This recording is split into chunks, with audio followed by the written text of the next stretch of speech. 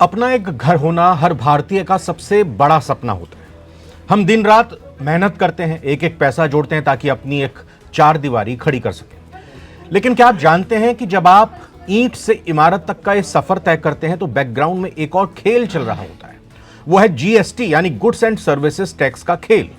अक्सर जब हम प्रॉपर्टी खरीदने जाते हैं तो बिल्डर हमें कोटेशन थमा देते हैं जिसमें लिखा होता है, भाई साहब आप इतना बेस प्राइस दीजिए और इतना जीएसटी चुकाइए।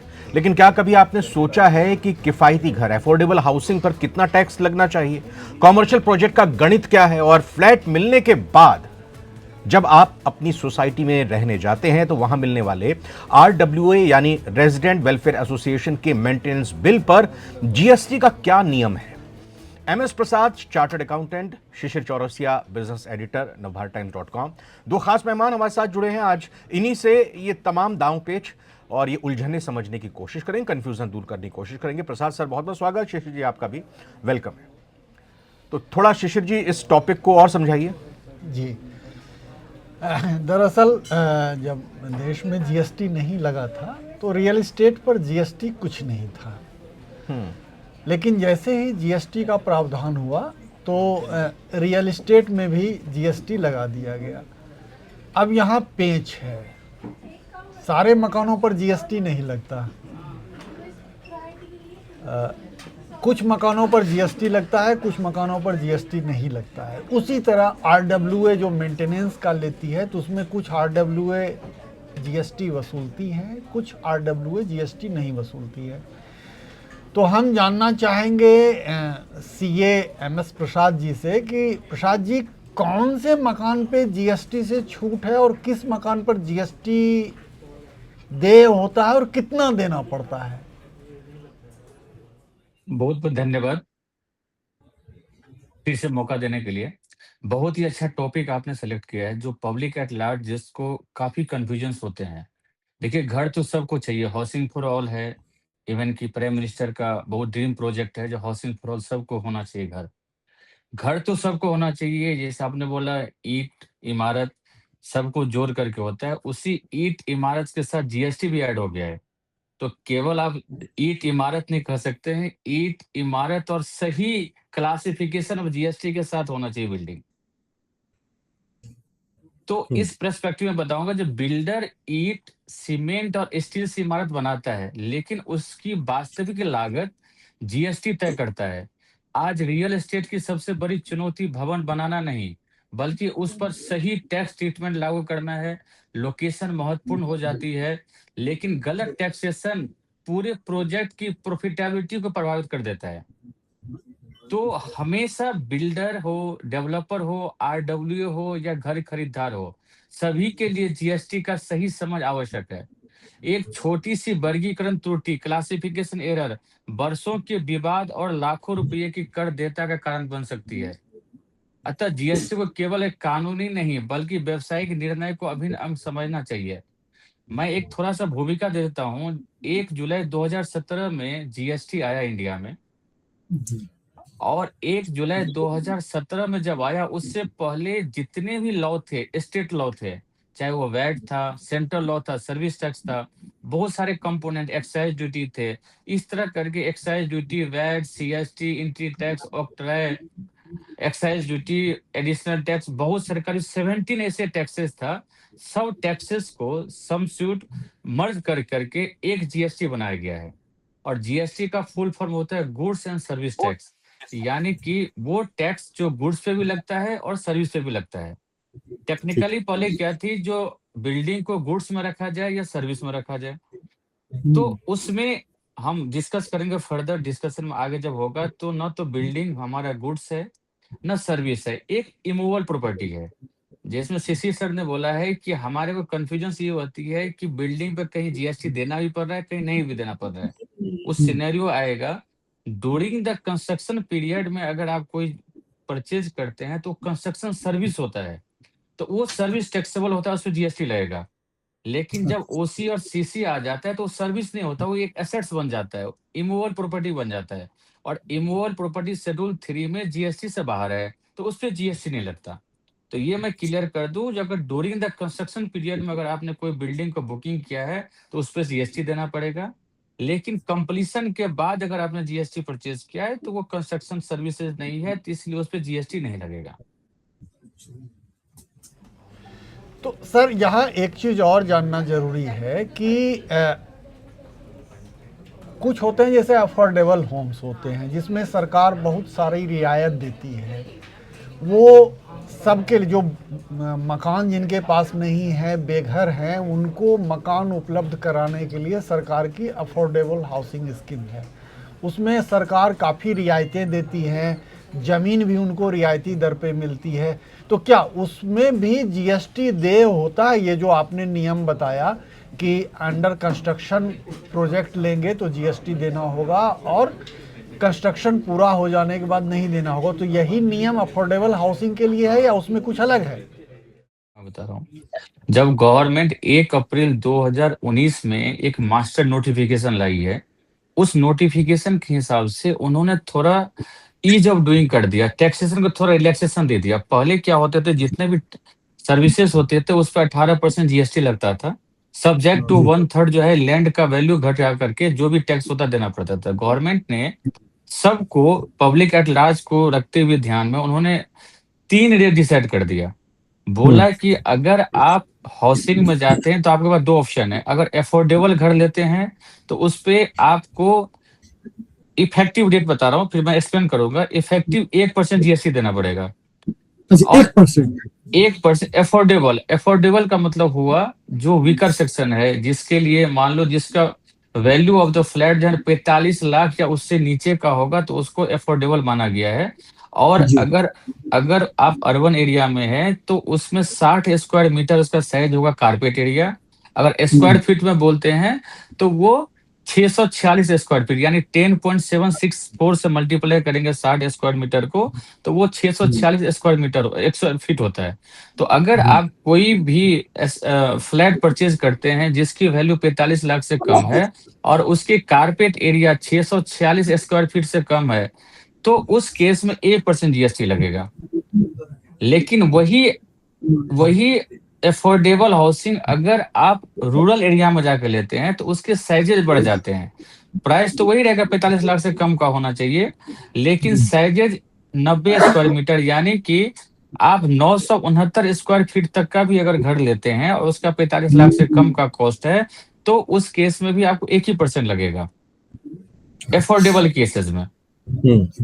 अगर इससे बियॉन्ड जाते हैं तो वो नॉन अफोर्डेबल केस हो जाता है, और नॉन अफोर्डेबल केसेस में गवर्नमेंट ने उस 1% को 5% कर दिया, तो उस केस में 5% आपका टैक्स लग जाएगा।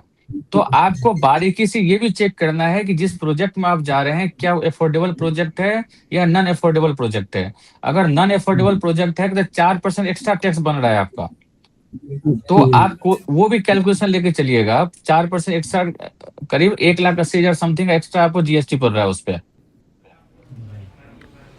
तो सर यहाँ यदि अफोर्डेबल में ही हम कंप्लीट प्रोजेक्ट कंप्लीशन हो गया है, मतलब उसको कंप्लीशन सर्टिफिकेट मिल गया है, उसके बाद खरीदेंगे तब तो यहाँ वो छूट मिलेगी ना जो नॉर्मल प्रोजेक्ट में है?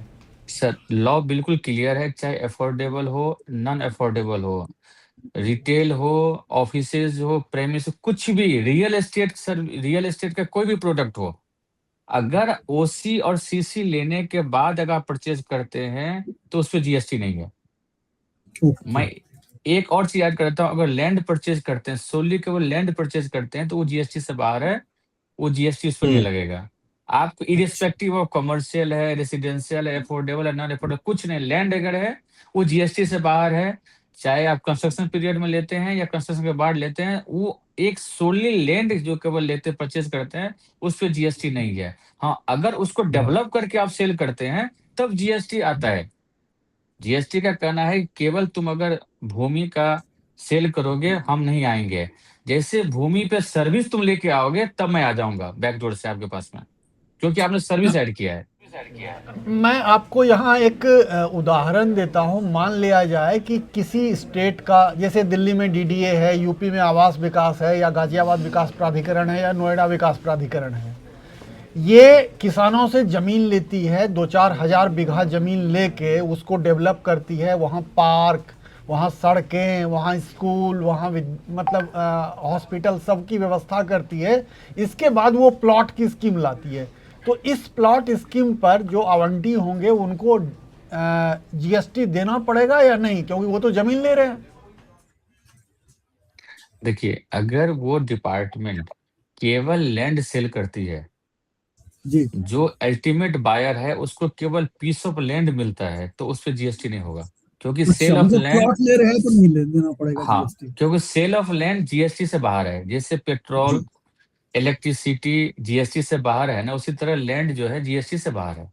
जी। वो क्योंकि ये एक इमूवेबल प्रॉपर्टी है, जो शेड्यूल 3 में बोल रहा है, वो लैंड अगर है तो वो आपको जीएसटी से बाहर है, उसको जीएसटी नहीं लगता।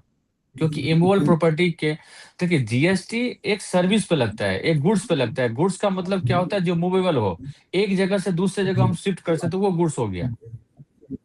हम्म। ये तो बिल्कुल इमूवेबल है। इमूवेबल का मतलब है जिसको मूव नहीं कर सकते हैं। एक कहीं पे आप फिक्स है उसको, उसको रिलोकेट नहीं कर सकते, तो सर्विस के ऐड करने की बात नहीं होगी। आपको दूसरी लोकेशन पे जाकर के वो परचेज करना पड़ेगा। तो वो जीएसटी से बाहर रखा है उतना लैंड को। मैं इसको एक तो और सांसद समराइज कर दिल्ली देता हूँ। एनसीआर। हम्म, अगर आप बोले तो मैं एक बार और समराइज कर देता हूँ। अगर लैंड की सेल परचेज करते हैं तो उस पर जीएसटी नहीं है। जिस प्रोजेक्ट पे कंप्लीशन सर्टिफिकेट आ गया है उस पर जीएसटी नहीं है। Ready to move property purchase करते हैं तो उस पर जीएसटी नहीं है। अंडर कंस्ट्रक्शन प्रॉपर्टी अगर आप परचेज करते हैं तो उस पर जीएसटी है। सरल भाषा में बताऊं तो जहां केवल जमीन बिक रही है वहां जीएसटी नहीं है। जहां पूरी तरह तैयार मकान बिक रहा है वहां जीएसटी नहीं है। लेकिन जहां निर्माणाधीन संपत्ति की बिक्री हो रही है वहां जीएसटी लगेगा। मेंटेनेंस चार्ज का जैसा जिक्र अभी शिशिर जी ने शुरुआत में किया, मैं उस पॉइंट पर आकर समझना चाहूँगा। दिल्ली एनसीआर में ख़ास तौर पर नोएडा, ग्रेटर नोएडा, गाज़ियाबाद में कई सारी ऐसी सोसाइटीज़ बनाई गई हैं बिल्डर की तरफ से, जिसमें वो अथॉरिटीज़ को या आवास विकास परिषद को अपनी ड्यू अमाउंट पे नहीं कर पाया, जिस वजह से ओसी और सीसी वो हासिल नहीं कर पाया। लेकिन उसने अलॉटमेंट कर दिया जो विक्रेता हैं उनको, जो घर के ख़रीदार हैं, और घर के ख़रीदार अब उन घर में ऑक्यूपेशन ले चुके हैं, वो वहाँ पर रह रहे हैं, ऑक्यूपेंसी ले चुके हैं। इस दौरान उनका जीएसटी भी कट रहा है, और चूंकि कोई एसोसिएशन बनी नहीं है उस सूरत में भी वो जीएसटी काट रहे हैं, और बाकायदा मीटर से भारी भरकम चार्जेस ले रहे हैं मेंटेनेंस के नाम पर, और जीएसटी भी काट रहे हैं। क्या ये वैलिड है? क्या इसको चैलेंज किया जा सकता है? देखिए, एक सर्कुलर आई थी जुलाई 2019 में। उस सर्कुलर बोला था, पहले क्या, मैं आपको पहले लिमिट बता देता हूँ फिर उसके उस पे आता हूँ लॉ में क्या लिखा हुआ है। पहले बोला था गवर्नमेंट ने कि 5,000 तक पे अगर मेंटेनेंस चार्जेस हैं आपका 5,000 पर मंथ पर फ्लैट मेंटेनेंस चार्जेस हैं, तो उस पे जीएसटी वेवर है। वो टिल 24 जनवरी 2018 तक अप्लीकेबल था। फिर गवर्नमेंट ने एक सर्कुलर लाई है 22 जुलाई 2019 में, जिसमें उन्होंने बोला है कि जो 5,000 है उसको हम 7,500 कर रहे हैं। यानी कि 25 जनवरी 2018 के बाद अगर आपकी मेंटेनेंस चार्जेस 7,500 रुपया है पर मंथ पर फ्लैट, तो आपको जीएसटी नहीं देना पड़ेगा। अब आते नहीं। हैं कि अब ये हाँ। मेंटेनेंस चार्जेस कलेक्ट कौन कर रहा है, हाँ। किसके हाथ में जा रहा है? हाँ। अगर वो आरडब्ल्यूए जो अनरजिस्टर्ड हो या रजिस्टर्ड हो या हाउसिंग बोर्ड हो, तो ये लोग क्या करते हैं, इसका कंसेप्ट समझिए। जितने मेंबर्स है खुद अपने आप को सर्विस दे रहे हैं, वो एक्सटर्नल मेंबर को नहीं दे रहे हैं। तो अपने आप को जब सर्विस दे रहे हैं तो टैक्सेबल किस बात का? समझिए, जैसे आप अपने घर में कुछ खुद काम करते हैं तो उस पर टैक्स थोड़ी ना गवर्नमेंट मांगेगी आपसे। इन द सेम, ये एक सोसाइटी फॉर्म करके आरडब्ल्यू एसोसिएशन बना करके आप रन कर रहे हैं उसको। और उस जो कॉमन सर्विसेज है उसको आप लोगों ने डिवाइड कर लिया कि भाई एक्स एक्स रुपये पर स्क्वायर फीट के हिसाब से ले लो। और उसमें अगर किसी का ज्यादा एरिया है तो उस पर ज्यादा कॉस्ट पड़ेगी। जैसे किसी का 2,500 स्क्वायर फीट है तो 7,500 रुपया पड़ेगा। किसी का 1,000 है तो 2,500 पड़ेगा। तो बोला है कि अगर इस तरह करके है तो 75-100 तक का अगर आपके पास है तो उस पर जीएसटी नहीं देना। लेकिन अगर किसी का 3,000 स्क्वायर फीट है, लेट से कि 4,000 स्क्वायर फीट है, तो 4,000 रुपया का लेट, अगर 3 रुपये है तो 12,000 रुपया हो गया, तो उसको जीएसटी देना पड़ेगा। तो 7,500 तक जीएसटी नहीं है, उससे ऊपर में जीएसटी है। अब आती है बात आपके, जो ये कौन कलेक्ट कर रहा है। अगर वो service provided by the private limited company है, या बिल्डर है, या बिल्डर के सपोर्टेड बाय द कोई कंपनी है या एलएलपी है, वो अगर सर्विस दे रही है तो एक्सटर्नल पर्सन सर्विस दे रही है। तो एक्सटर्नल अगर सर्विस दे रही है तो उस केस में आपका 1000 रुपया भी अमाउंट होगा तो जीएसटी पे करना पड़ेगा 18% के हिसाब से। 18%, ये तो बहुत ज्यादा हुआ। सर वो सर्विस, वो गवर्नमेंट का ये कहना है कि आप सर्विस किसी और से ले रहे हो, आप अपने जी आप को सर्विस कहाँ दे रहे हो, आप खुद सर्विस लो अपने आप से। उस केस में जीएसटी आपसे नहीं लूंगा, क्योंकि आपका प्रॉफिट अर्न करना मोटिव नहीं है। आप तो प्रॉफिट अर्न करने के लिए नहीं बैठे हो ना। सोसाइटी में जितने मेंबर्स होते हैं वो तो प्रॉफिट अर्न करने के लिए नहीं बैठे रहते हैं। वो तो अपने को सेल्फ सर्विसेज देते हैं। तो सेल्फ सर्विसेज के केस में उन्होंने 7500 का लिमिट दिया है।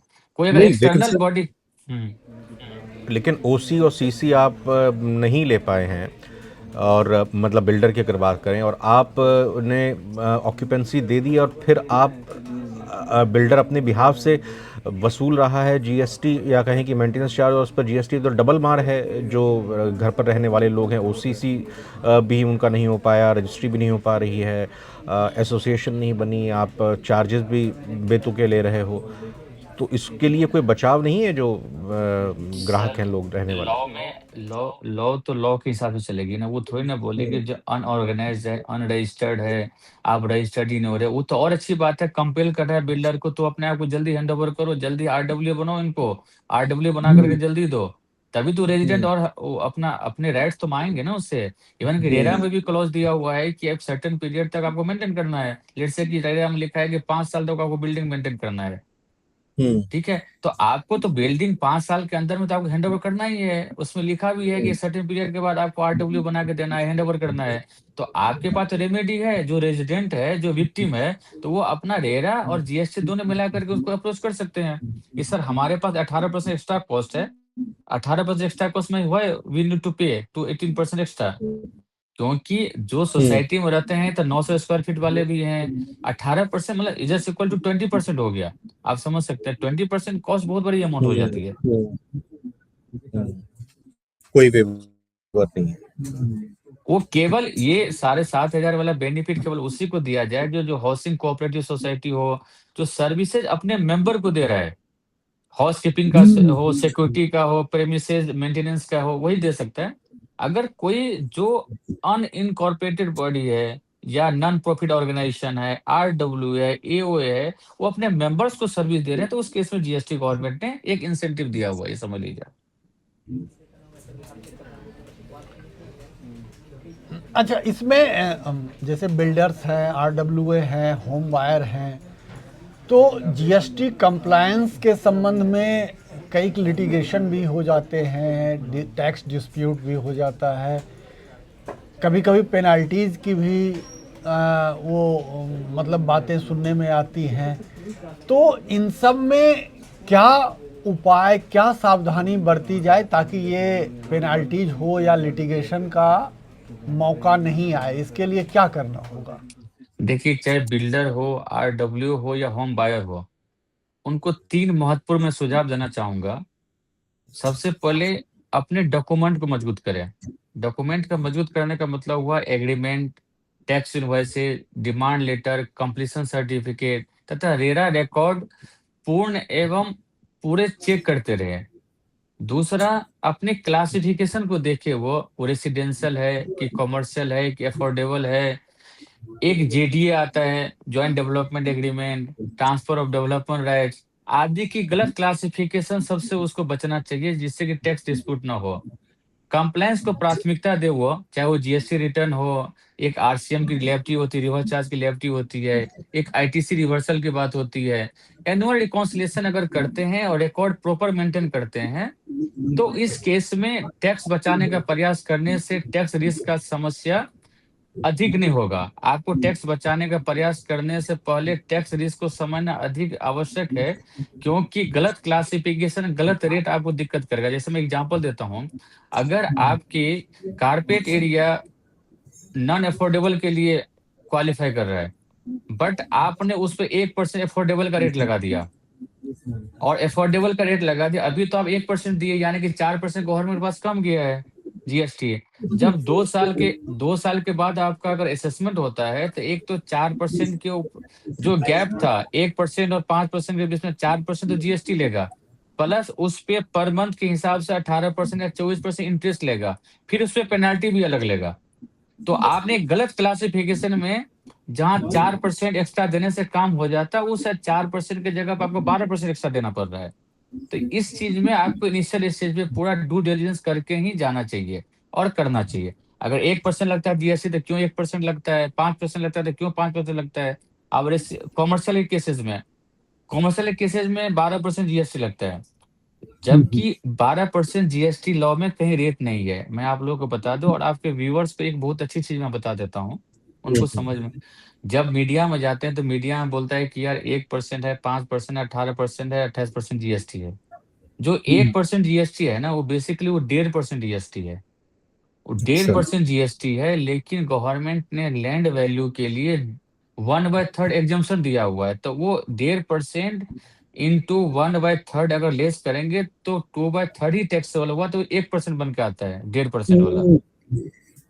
तो वो 1.5%, जो 1% अफोर्डेबल है ना, एक्चुअली वो 1.5% है, लेकिन आपको इफेक्टिवली 1% पड़ रहा है। उसी तरह अगर नॉन अफोर्डेबल है तो उसमें 3.75 3.7 है, यानी कि 7.5% जीएसटी है, लेकिन उसका भी 1/3 एग्जाम्पशन दिया हुआ है, तो 2/3 टैक्सेबल है, 5% जीएसटी होगा। उसी तरह अगर आप जाते हैं कॉमर्शियल में, तो कॉमर्शियल का भी जीएसटी रेट 18% है, लेकिन उसमें भी 1/3 का एग्जाम्पशन दिया है, गवर्नमेंट ने अबेटमेंट दिया हुआ है। तो 2/3 यानी 12% टैक्सेबल होता है। तो ये जितना रेट है इफेक्टिव रेट है। ग्रॉस रेट 1.5% है, 7.5% 18% है, इफेक्टिव रेट 1% है, 5% है, 12% है। सर सवाल ये कि क्या जानबूझकर या गलती से या जानकारी के अभाव में जीएसटी रियल्टी सेक्टर में डिडक्ट कर लिया जाता है? थोड़ा हमारे ग्राहकों को या हमारे व्यूअर्स की जानकारी के लिए बताएं कि कैसे उसके मतलब वो कौन कौन से पॉइंट्स हैं जहां पर इस तरह की वसूली जीएसटी की कर ली जाती है, और क्या जीएसटी अगर एक बार डिडक्ट हो गया गलती से या लापरवाही से या जानबूझकर, तो क्या उसको वापस लिया जा सकता है? देखिए, होता क्या है कि जब कोई कस्टमर जाता है किसी बिल्डर के पास में, तो बिल्डर बोलता है कि हमारी फ्लैट की कॉस्ट है लेट से 1 करोड़ रुपया। तो हम्म 1 करोड़ है और 5% आपका जीएसटी है, तो 1 करोड़ 5 लाख रुपया आपको देना पड़ेगा, और वो हम्म देते हैं। अब होता है क्या है कि इनिशियल अमाउंट लेट से कि 10% उन्होंने दे दिया, और 10% पे उन्होंने 50,000 जीएसटी का भी दे दिया, यानी कि 10,50,000 उन्होंने दे दिया। लेकिन उसके दिमाग में आया कि यार हमको इस प्रोजेक्ट से क्विट करना है, निकलना है। तो वो बिल्डर के पास जाता है, बिल्डर को बोलता है कि सर हमें ये पैसा नहीं है, मेरा फाइनेंशियल कंडीशन सही नहीं है, व्हाट एवर द रीजन, मुझे पैसे वापस कर दो। तो बिल्डर बोलता है कि देखो जीएसटी आपका हमने पे कर दिया, गवर्नमेंट के पास जा चुका है, हम केवल 10 लाख वापस करेंगे। अब जो कस्टमर है उसके लिए तो 50,000 का लॉस हो गया। हम्म तो कस्टमर के प्रोस्पेक्टिव से गवर्नमेंट ने एक इंसेंटिव दिया है कस्टमर को, कि आप बिल्डर के पास जाइए, उसको बोलिए कि हमें जीएसटी दे दे। अगर बिल्डर जीएसटी नहीं देता, और जीएसटी बिल्डर क्यों नहीं देता, क्योंकि बिल्डर का एक टाइम लाइन दिया हुआ है कि आपके एनुअल रिटर्न फाइल करने से पहले अगर आपके पास कोई कैंसिलेशन होता है तब तो आप दे दोगे, लेकिन वो बियॉन्ड पीरियड हो जाता है तो आप नहीं दे पाओगे। लेट से अभी मार्च 26 का ईयर क्लोज हुआ है, तो मार्च 26 तक किसी ने बुकिंग किया था, वो आज आकर के बोलता है कि मैं कैंसिल करवाना चाह रहा हूँ। तो बिल्डर हम्म के पास उसको कैंसिल का जीएसटी अमाउंट देने के लिए अब इस साल में नवंबर तक का टाइम है। लेकिन अच्छा। लेट से कि कस्टमर आज गया तो बिल्डर हो सकता है कि जीएसटी वापस कर दे, लेकिन यही कस्टमर दिसंबर में गया तो बोलेगा कि देखो हमारे पास टाइम लाइन था नवंबर तक का, नवंबर तक आते तो मैं हम्म आपको जीएसटी वापस कर देता, लेकिन चूंकि हम्म आप नहीं आए तो मैं वापस नहीं करूंगा। इस केस में कस्टमर के पास रेमेडी है, कस्टमर जाकर के जीएसटी ऑफिस जाएगा, और जीएसटी ऑफिस में जाकर के सर्टेन टेम्पोररी जीएसटी नंबर है, एक दो कुछ कागजात हैं, बिल्डर से एग्रीमेंट लेकर के अपना रिफंड क्लेम करेगा, और वहां से डिपार्टमेंट उसको रिफंड दे देगी। तो अगर आपके पास नॉलेज है, एक प्रोफेशनल की सलाह लेकर के आप जीएसटी रिफंड भी ले सकते हैं डिपार्टमेंट से, और विद इन 2 इयर्स का टाइम दिया हुआ है। दो, जिस डेट से कैंसिल हुआ है उसके 2 साल तक आपके पास राइट्स है रिफंड लेने के लिए। तो आप ये नहीं बोल सकते कि हम जीएसटी पे कर दिए और जीएसटी मेरे को मिला नहीं। आपको गवर्नमेंट ने स्पेशल प्रिविलेज दिया है होम बायर के लिए, कि अगर आपने जीएसटी पे किया है तो within 2 years you can claim from the department of the GST amount which you have paid to the builder. तो ये तो हुआ कि आप कुछ दिन तो जैसे आप बिल्डर से भी ले सकते हैं, नवंबर तक का, अगले साल के नवंबर तक का वक्त है कि आप बिल्डर से सीधे ले लें। वो अवधि बीत गई तो आप चाहें तो कुछ औपचारिकताएं पूरी करके आप जीएसटी दफ्तर में जाएं, वहां आप अर्जी लगाएं, वहां से रिफंड ले लें। Correct sir. यही है। जी जो तो बहुत इसमें सारे जी बहुत कस्टमर को नहीं पता ये चीजें, ये एक एडिशनल चीजें है, मैं आपको बता दिया हूँ जो प्रैक्टिकली इंडस्ट्री बहुत ज्यादा ये इसको क्या बोलते हैं ना इम्प्लीमेंटेशन में है ना बताना चाहता है कोई, क्योंकि एक लॉ लिटिगेशन है। कोई बिल्डर ने जाना चाहता है यार एक्स्ट्रा एग्रीमेंट बनाओ, एक्स्ट्रा इनवॉइस बना के दो, एक अलग सरदर्दी है, तो कस्टमर को अपडेट भी नहीं करता, कस्टमर को बताता ही नहीं ये चीजें। वो तो कस्टमर को खुद आपके शो के माध्यम से या कहीं पब्लिक फोरम से ही पता चलता है, तो फिर जाकर के वो जीएसटी क्लेम कर सकता है डिपार्टमेंट से। तो सर वीडियो के आखिर में हम चाहेंगे कि जीएसटी से रिलेटेड कुछ और चीज़ें जो आपको लग रहा है कि व्यूअर्स को जानना ज़रूरी है आप बताना चाहेंगे। मतलब कि रियल एस्टेट सेक्टर में जीएसटी कंप्लायंस का सबसे बड़ा फोकस एरिया क्या हो सकता है आपके, आप चूंकि जीएसटी प्रैक्टिशनर हैं, आप कानून के जानकार हैं, तो क्या हो सकता है आपका क्या? देखिए, रियल एस्टेट केवल भूमि, भवन और निवेश की कहानी नहीं है, यह टैक्सेशन, कंप्लायंस और रिस्क मैनेजमेंट का भी विषय है। जो व्यक्ति जीएसटी को समझता है वह केवल कर नहीं बचाता, बल्कि अपने व्यवसाय, प्रतिष्ठा और लाभ तीनों की रक्षा करता है। तो जितने भी कस्टमर्स हैं, मैं एक बार जरूर बोलूंगा कि जिस प्रोजेक्ट में आप जा रहे हैं उस प्रोजेक्ट का ड्यू डिलिजेंस करिए। ये प्री रेरा है, पोस्ट रेरा है, प्री जीएसटी है, पोस्ट जीएसटी है, ओसी आया नहीं आया, अफोर्डेबल है कि नॉन अफोर्डेबल है, जेडीए है कि टीडीए है, लैंड है कि सर्विसेज है, डेवलप लैंड है, तो बहुत सारे पैरामीटर है इसको। तो अपना ड्यू डिलिजेंस करिए। ड्यू डिलिजेंस करने के बाद में अगर आप करोड़ रुपया लगाना चाहते हैं तो एक जो रियल एस्टेट एक्सपर्ट है, जो प्रोफेशनल्स है, उनसे भी सलाह ले लीजिए, सो दैट कि आगे जाकर के आपको जीएसटी में, लॉ लिटिगेशंस में कोई दिक्कत ना हो। देखिए, जीएसटी एक कंप्लायंस का मैटर है, लिटिगेशन तो तब आता है जब आप उसको कंप्लायंस नहीं किए टाइम पे। अदरवाइज आप कंप्लायंस अगर करेंगे तो बहुत ही इजी है, अगर कंप्लायंस नहीं करते हैं तो इंटरेस्ट, पेनल्टी, डिपार्टमेंट के नोटिसेज, फिर बिल्डर भी एक लेटर पकड़ा देगा जो आपके जीएसटी एरियर है, वगैरह वगैरह, वो चीजें आएंगे। इवन कि जो बिल्डर, मैं बिल्डर के लिए बताता हूँ, अगर बिल्डर भी प्रॉपर अगर कंप्लायंस करे जीएसटी का, तो जीएसटी ऑडिट हो, कंप्लायंस से जो इजीली आप निकल सकते हैं। कई सारे हम लोग ऑडिट करवाते हैं तो कोई दिक्कत नहीं आती। जहाँ पे टेक्निकलिटी है तो वहाँ पे प्रोफेशनल का हेल्प लीजिए, आप इजी वे में काम कर सकते हैं। प्रसाद साहब, मैं बहुत बहुत धन्यवाद करना चाहूँगा कि जो रियल्टी सेक्टर को लेकर जीएसटी कन्फ्यूज़न थी, आपने व्यूअर्स को काफ़ी हद तक दूर कर दी। और फिर भी अगर कोई सवाल रह गया तो कमेंट बॉक्स में आप अपने सवाल को छोड़ सकते हैं। शिशु जी, आपका भी बहुत बहुत धन्यवाद, बहुत बहुत शुक्रिया। तो आज के धन के बाद के एपिसोड में इतना ही। नमस्कार।